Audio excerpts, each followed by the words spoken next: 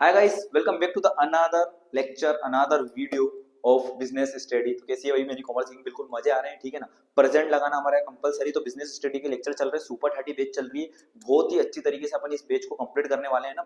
हम पहुंच चुके हैं बिजनेस स्टडी के 5th चैप्टर पे। कहाँ के बेटा? 5th चैप्टर पे, जो कि ऑर्गेनाइजेशन, और बहुत ही इंपॉर्टेंट ये चैप्टर होने वाला है। तो भैया पहले बता दो ऑर्गेनाइजेशन होता क्या है। तो बेटा ऑर्गेनाइजेशन क्या होता है ना, पहले तो ये समझो तुम। ऑर्गेनाइजेशन क्या होता है ना, प्राइमरी फंक्शन होता है काय का? मैनेजमेंट का। प्राइमरी फंक्शन होता है मैनेजमेंट का। पहले होता है प्लानिंग, जिसमें अपन ने कहा था what to do, when to do, how to do, पूरा प्लान बनाते हैं। उसके बाद हम ऑर्गेनाइजेशन बनाते हैं, ठीक है ना। सेकंड नंबर पे हमारा आता है ऑर्गेनाइजेशन। अब प्लान तो कर लिया आपको, अब उसको एग्जीक्यूट करना है, उसके लिए आपको अलग अलग डिपार्टमेंट बनाने हैं, ठीक है ना। ये सब अपन काय के अंदर आ जाता है? ऑर्गेनाइजेशन के अंदर आ जाता है। मतलब जो सेल्स का डिपार्टमेंट अलग होगा, फाइनेंस का डिपार्टमेंट अलग होगा, प्रोडक्शन का डिपार्टमेंट अलग होगा, ठीक है ना। जिसको स्पेशल अलग अलग डिपार्टमेंट में बांट दिया जाता है। फॉर एग्जांपल आप समझ सकते हो, एक बड़ा केक है और उसको अपन ने अलग अलग लोगों को बांट दिया, क्योंकि ऑर्गेनाइजेशन में इतने सारे लोग हैं, तो आपको केक कट कर करके आप सब में बांट दोगे। ऐसे ही हमारा क्या होता है? ऑर्गेनाइजेशन होता है। ऑर्गेनाइजेशन में क्या होता है ना, बहुत बड़ा ऑर्गेनाइजेशन होता है, उसमें अलग अलग डिपार्टमेंट होते हैं, और उसके अकॉर्डिंग जो स्पेशल जिस काम के लिए बना होता है उसको वो काम अपन दे देते हैं, ठीक है ना। यही इसका मीनिंग है। देखो, it is the process to help to arranging the people and resources structure way, एक प्रॉपर स्ट्रक्चर वे में, to know the role and task of performance, उसके टास्क को, to together smoothly achieving the goal of organisation, ठीक है। ये इसकी definition थी। अब इसके ऑब्जेक्टिव्स क्या क्या है, अपन ऑब्जेक्टिव्स देखते हैं, ठीक है गाइस। ऑब्जेक्टिव को देखते हैं अपन। तो सबसे पहला ऑब्जेक्टिव होता है वो है कोऑर्डिनेशन। देखो ऑर्गेनाइजेशन है ना, सबको एक साथ लेके चलती है, तो सबसे पहला ऑब्जेक्टिव उसका है कोऑर्डिनेशन है। फिर इफेक्टिव यूज ऑफ रिसोर्सेस, ये एक कॉमन पॉइंट है जो आप हर ऑब्जेक्टिव में, हर कैरेक्टरिस्टिक्स में आप लिख सकते हो। तो उसका क्या है ना, आप जो गोल है उसको इफेक्टिव तरीके से, जो रिसोर्स है सॉरी, उसको इफेक्टिव तरीके से आप अचीव कर सकते हो, ठीक है ना। जितने भी यूटिलाइजेशन है उसका अच्छी तरीके से काम करके। फिर उसके बाद है गोल ओरिएंटेड। गोल ओरिएंटेड यानी by arranging the task, role, resources systematic तरीके से, उसको रोल वगैरह देके सिस्टमेटिक तरीके से उसको टास्क दे दो आपकी जो ऑर्गेनाइजेशन में जो जिस काम के लिए बना है, तो आपका ऑर्गेनाइजेशन का गोल भी अचीव हो जाएगा। फिर होता है सर्विस मोटिव। तो जो ऑर्गेनाइजेशन है उसका क्या मोटिव होता है कि सर्विस मोटिव होता है। The organization is provide to the quality service to the managing resources task to customer satisfaction. अब ऑर्गेनाइजेशन क्या करता है भाई, जो बड़ी बड़ी कंपनी होती है उनकी ऑर्गेनाइजेशन होती है, वो क्या करते हैं, अपने कस्टमर के लिए काम करते हैं, जिससे क्या हो सके ना, वो अच्छी तरीके से उस गोल को अचीव कर सके, ठीक है। देन आफ्टर आपका है growth and adaptive of organization, जिससे आपकी अच्छी तरीके से ग्रो हो सके। आप ग्रो के लिए आपको क्या करना पड़ेगा, इनोवेशन करना पड़ेगा, फ्लेक्सिबिलिटी करना पड़ेगा, फीचर्स चैलेंजेस के बारे में पता करना पड़ेगा, तो आपका ग्रोथ निश्चित अवश्य रूप से पूरी होगी। अब इंपोर्टेंस क्यों ऑर्गेनाइजेशन, क्यों महत्व है, देखो मैंने बोला था इफेक्टिव रिसोर्सेस यूज, ये एक कॉमन पॉइंट है जहां आप लिख सकते हो इफेक्टिव रिसोर्सेस यूज। बेटा क्लास ये इसका मतलब ये होता है कि जो हमारे रिसोर्सेस उनका बहुत ही अच्छी तरीके से, बहुत ही इनोवेट तरीके से, बहुत ही इफेक्टिव तरीके से, इफिशिएंट तरीके से ज्यादा से ज्यादा उसको अपन यूज कर सके। फिर एक क्लियर रोल, आपको पता रहता है ऑर्गेनाइजेशन में किसको क्या काम देना है, कि फाइनेंस डिपार्टमेंट में कौन काम करेगा, ठीक है ना, मार्केटिंग डिपार्टमेंट में कौन काम करेगा, उसके हिसाब से अपन काम देते हैं। फिर बेटर कोऑर्डिनेशन, कोऑर्डिनेशन वापस आ गया, तो ये भी आप लिख सकते हो कि आपका जो लोगों के साथ है, संगठन बनाकर आप काम कर सकते हो, समन्वय बनाकर आप काम कर सकते हो, क्योंकि आप लोगों के साथ चलोगे। उसके बाद ग्रोथ, ये भी एक कॉमन पॉइंट है, और अचीविंग द गोल, ये भी एक कॉमन पॉइंट है जो अपन ने समझा था, ठीक है ना। इसके बाद मोस्ट इंपोर्टेंट क्वेश्चन जो आया आता ही है, वो है ऑर्गेनाइजेशन की क्या है, मैं बता देता हूँ आपको। प्रोसेस, प्रोसेस क्यों इंपोर्टेंट है, देखो प्रोसेस को याद करने का तरीका भी बता देता हूं मैं। आइडिया नाम याद रख लेना, क्या रखना है, आइडिया, आई यानी identify and division of work. अब देखो आपने ऑर्गेनाइजेशन बना लिया, अब आपको आइडेंटिफाई करना पड़ेगा कौन किस काम के लिए बना गया है, ठीक है ना, किसको क्या काम देना है, कि कौन स्पेशलाइजेशन है, ठीक है ना। अब भैया ये पीपीटी बना दिया अपन ने, जैसे पीडीएफ बना दी, तो ये शायद और कोई बना के देगा मेरे को, शायद मैं जब रिकॉर्ड कर पाऊँ, या फिर ये रिकॉर्ड में कर रहा हूँ तो एडिटिंग के लिए हम किसी और को देंगे। तो वो डिवीजन ऑफ वर्क मतलब जो जिसके काम के लिए बनाया गया है उसको वो काम दे दो, जिससे आपका ऑर्गेनाइजेशन में वो स्पेशली तरीके से वो काम पूरा हो सके। सेकंड है department and similarly work together, group together. देखो क्या होता है ना, जो जो अलग अलग डिपार्टमेंट होते हैं वो वर्क कर सके टुगेदर, ग्रुप में रहकर आपको वर्क करना पड़ेगा, ठीक है ना। जो ऑर्गेनाइजेशन है उसमें अलग अलग डिपार्टमेंट है, पर सबको साथ में लेके आपको वर्क कररना पड़ेगा। फिर असाइनमेंट द ड्यूटीज, अब उनको आपको बताना पड़ेगा, जो आपके जो सीनियर्स हैं या फिर आपके जो जूनियर्स है, आपको उनके साथ बैठ के बात करनी पड़ेगी, और जिसका जो रोल है वो आपको फुलफिल करना पड़ेगा।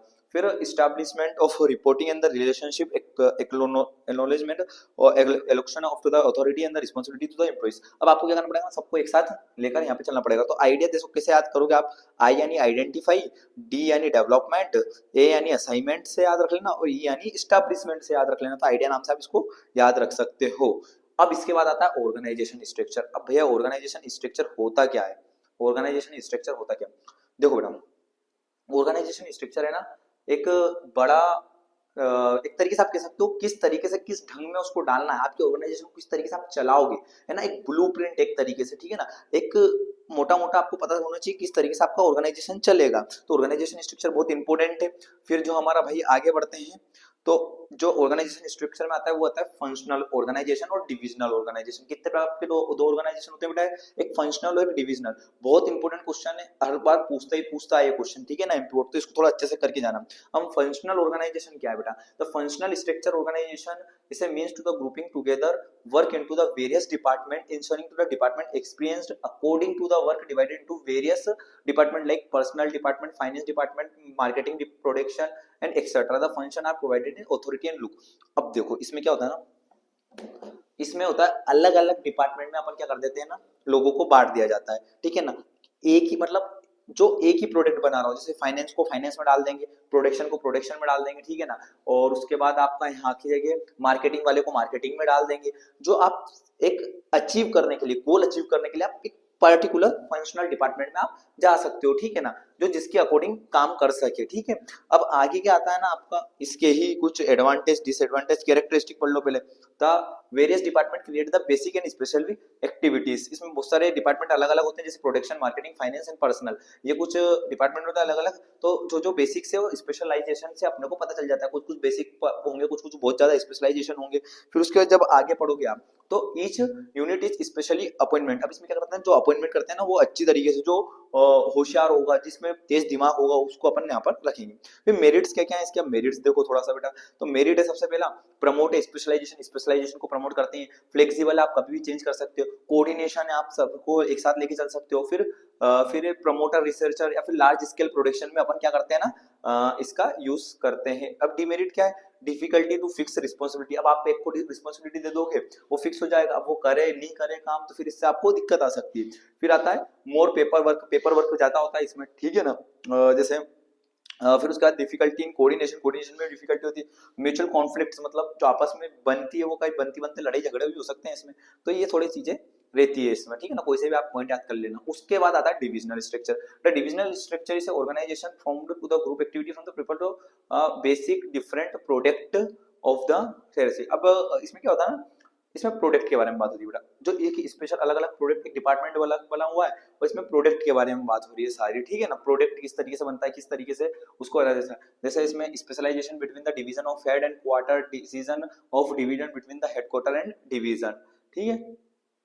आगे बढ़ते हैं अपन, आगे क्या है आपका, आपका आगे है मेरिट यानी इसके एडवांटेज। तो सफिशिएंट कोऑर्डिनेशन, इसमें sufficient coordination between the department and maintenance. फिर इसमें है आगे all the activities are to the particularly integrated together. अब इसमें क्या आता है ना, सब क्या करते हैं, एक साथ टुगेदर रहकर काम करते हैं, ठीक है। फिर उसके बाद स्पेशलाइजेशन, फिजिकल एक्टिविटी, फिर इवोल्यूशन। देखो जो ब्लैक ब्लैक लाइन में है ना, इनको सब कीवर्ड अंडरलाइन करके आना आपके एग्जाम में। बीएसटी है ना एग्जाम बहुत अच्छा होता है बेटा, बस इसमें क्या है ना, प्रेजेंटेशन में मैटर करता है, प्रेजेंटेशन किस तरीके से कर रहे हो। फिर flexible, to provide a flexible, ये सब इसके एडवांटेज जाएंगे। अब डिसएडवांटेज में क्या है ना इसका, it suffer to the application है फिजिकली पॉलिटिक्स, फिर क्या, it does not enjoy the advantage of centralization, जो सेंट्रलाइजेशन बनते हैं जैसे फाइनेंसिंग, अकाउंटिंग। फिर अंडरलाइजेशन ऑफ अ प्लांट, फिर he can not adopted itself to the change, ये कुछ इसके डीमेरिट्स हो जाएंगे। चलो आगे बढ़ते हैं अपन। मोस्ट इंपोर्टेंट, मतलब ये मान के चलो आप बहुत ही ज्यादा पूछे जाने वाला क्वेश्चन में बता सकता हूँ, या ये पूछता है ये फॉर्मल और इनफॉर्मल ऑर्गेनाइजेशन, इसके एडवांटेज, इसके डिसएडवांटेज, इसकी कैरेक्टरिस्टिक, इस टॉपिक को बहुत अच्छे तरीके से करके जाना पड़ता। और एक डिफरेंस, ये तो आएगा ही आएगा, 110% फॉर्मल और इनफॉर्मल का डिफरेंस आता ही आता है। तो फॉर्मल ऑर्गेनाइजेशन क्या है बेटा, ये सबसे पहले देखो, तो फॉर्मल ऑर्गेनाइजेशन एक तरीके से औपचारिकता, मतलब फॉर्मली पूरे अपन एक को टास्क देते हैं, रोल देते हैं, ड्यूटीज देते हैं, रिस्पॉन्सिबिलिटी से वो पूरा काम करता है बिल्कुल प्रॉपर वे में, ठीक है ना, एक ऑर्गेनाइजेशन के अंदर। अब इसकी character, it the type of the establishment to the general objective. फिर organisation structure is department to the top level द्वारा चलते हैं। ऑथोरिटी एंड रिस्पॉन्सिबिलिटी क्लियरली, अपन ऑथोरिटी और रिस्पॉन्सिबिलिटी क्लियर डिफाइन कर देते हैं भैया इसमें, ठीक है ना, काई में फॉर्मल में। फिर the relationship determined according to the job and the nature, अब उसके अकॉर्डिंग अपन क्या करते हैं ना, जॉब और नेचर भी प्रोवाइड कर देते हैं। अब आगे बढ़ोगे हम, तो मेरिट इसके, तो मेरिट में वही लिखता हूँ, आप अचीव टू द ऑर्गेनाइजेशन गोल के लिए अचीव करते हैं, यूनिटी ऑफ ऑर्डर, ठीक है। फिर then after easy to coordination control over activities. फिर उसके बाद आपका रिस्पॉन्सिबिलिटी, तो ये आपके कुछ एडवांटेज हो जाएंगे। देन आफ्टर डिसएडवांटेज की बात करें तो lake of flexibility, sorry, lake of flexibility रहता है इसमें। फिर उसका आता है प्रॉब्लम टू कंट्रोल कोऑर्डिनेशन में प्रॉब्लम आती है। फिर लेक ऑफ इंटेंटिव इनफॉर्मल ऑर्गेनाइजेशन, ठीक है ना, बहुत सारी चीजें ऐसी रहती है जहां पर ये प्रॉब्लम भी फेस करता है, तो आप ये डिसएडवांटेज में लिख सकते हो, ठीक है ना, वरना आगे पीछे कर देते क्या इसको। चलो, अब इनफॉर्मल ऑर्गेनाइजेशन क्या होता है बेटा, ये देखते हैं अपन, ठीक है ना। इनफॉर्मल ऑर्गेनाइजेशन एक ऐसा ऑर्गेनाइजेशन होता है जहां पर वर्क तो करते हैं टुगेदर मिलकर, फॉर्मल में भी करते हैं, पर वहां ड्यूटी, रिस्पॉन्सिबिलिटी, अथॉरिटी एक डिफाइन कर दी जाती है। अब भैया इसमें भी कर रहे हैं, पर इसमें क्या फायदा होता है ना मिडिल क्लास, बिल्कुल ध्यान से समझना। इसका क्या रहता है ना मेन मकसद, कि जो फॉर्मल रहती है, फॉर्मल ऑर्गेनाइजेशन में क्या होता है ना, सबसे बेनिफिट वाली चीज बता रहा हूँ फॉर्मल में, कि एक ऑर्गेनाइजेशन तो है बेटा, पर उसमें क्या है ना, फ्रेंडली लेकर, फ्रेंडली एनवायरमेंट है, सब आराम से काम कर रहे हैं, 8-10 घंटे काम कर रहे हैं, पर बिल्कुल इंजॉय होके, और सारा काम भी हो रहा है, तो ये हमारा इनफॉर्मल ऑर्गेनाइजेशन, जैसे अनौपचारिक जिसे कहते हैं, जो फ्रेंड्स के जैसे अपन एक माहौल बना हुआ है आपके ऑर्गेनाइजेशन में, वही सब हो जाएगा। पर इसकी कैरेक्टरिस्टिक क्या है, this type organisation format students, फिर this type of organisation is a common interest, फिर it is the voluntary organisation, फिर उसका करोगे तो this organisation is concert the mutual charts and authority, फिर उसके बाद this organisation relationship between the personal and understanding, तो ये अपना इसकी कैरेक्टरिस्टिक्स हो गई। अब आगे बढ़ते हैं अपन, आगे पढ़ेंगे अपन एडवांटेज, तो वो remove weakness of formal organization, effective means of communications और मोटिवेट टू वर्क टुगेदर। फिर डिसएडवांटेज में इलीगल वगैरह चीजों को इनको दिक्कत आती है, फिर the organization create the confusion and spreading rumours, high level of management generally opposed this organization, high level management को सब पसंद नहीं हुई है। अब मोस्ट इंपोर्टेंट क्वेश्चन है ये डिफरेंस, तो पहला डिफरेंस क्या है, this organization form to the fixed plan, this organisation is systematic, मतलब आपके हिसाब से चेंज कर सकते हो। This objectives is a predetermined, इसमें प्री डिटरमाइंड सोच के रखते हैं, इसमें not provided the main satisfaction के लिए करते हैं। इसमें रूल्स क्या रहता है ना, फॉर्मल ऑर्गेनाइजेशन में have comparative complete rules are written, मतलब फॉर्मल ऑर्गेनाइजेशन में क्या रहता है ना, कंप्लीट रिटन फॉर्म में रहते हैं, और इनफॉर्मल में क्या रहते हैं ना, कंप्लीट रूल्स आर अनरिटन, इसमें अनरिटन फॉर्म में रहते हैं, क्योंकि वो एक chain of command is followed the official chain of command is not follow the officially chain of command. कोई से भी आप स्क्रीनशॉट ले लेना इस डिफरेंस में से, कोई से भी 4 पॉइंट या 5 पॉइंट आप अच्छे तरीके से एक्सप्लेन कर देना। Delegation of authority most important point class, ठीक है ना, बिल्कुल ध्यान से समझना बेटा।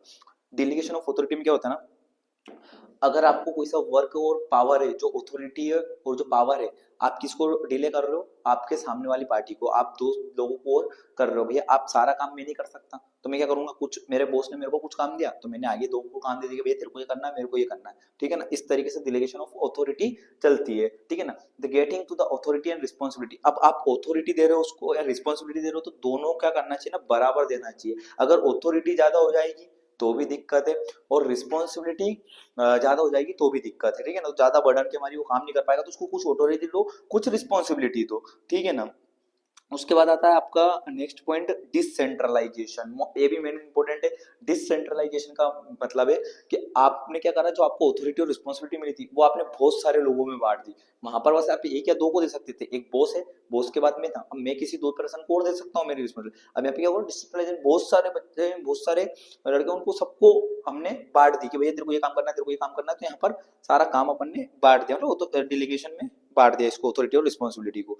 अगला है इसका डिफरेंस, मोस्ट टाइम पे ये भी लिख लो, डिफरेंस अच्छे से कर लेना, फॉर्मल इनफॉर्मल, डिलीगेशन और डिसेंट्रलाइजेशन, और एक प्रोसेस, ये 3 क्वेश्चन मोस्ट इंपोर्टेंट है बेटा, इनको तो अच्छे से कर ही लेना। अब आ जाओ meaning, delegation means to assigning the work together and them to the authority to do it. Decentralization means to the systematic and delegation of all the level of department. यहाँ पर आप किसी दो को दोगे, यहाँ सारे लेवल ऑफ डिपार्टमेंट पे आप बराबर का काम बांटोगे, भाई तेरे को ये करना है, तेरे को ये करना है। Scope, the delegation is limited scope और डिसेंट्रलाइजेशन में वाइड स्कोप है। Need, delegation need all type of enterprises, delegation में आप हर टाइप के एंटरप्राइजेस, हर टाइप की फर्म में कर सकते हो, but decentralisation not need all type of firms, ये बस बड़ी बड़ी फर्म्स, बिग फर्म में काम होता है। Responsibility, the overall responsibility enterprise removing with top level executed, यहाँ पर टॉप लेवल से बांट दी जाती है, और यहाँ पे control the enterprise transfer to the power and thinking independent decision आपके हिसाब से। Duration, the delegation of authority made a short period, और डिसेंट्रलाइजेशन बनता है लॉन्ग पीरियड के लिए, ये डिफरेंस था बेटा, ठीक है ना। ये वाला चैप्टर बहुत इंपॉर्टेंट है, अच्छी तरीके से आई होप तुमको ये वीडियो समझ में आई होगा, पूरा चैप्टर समझ में आया होगा। एक शॉर्ट पीरियड रिवीजन चल रहा है अपना, अकाउंट का ऑलरेडी बना के डाल चुके हैं, उसमें भी बस है ना हमारे इंपॉर्टेंट चीजें कवर करवा रहे हैं। सुपर 30 पेज का मतलब यही कि बिल्कुल इंपॉर्टेंट चीजें करना है अपने को, ठीक है ना। तो ठीक है, इस चैप्टर में इतना ही था, मिलते हैं नेक्स्ट वीडियो में।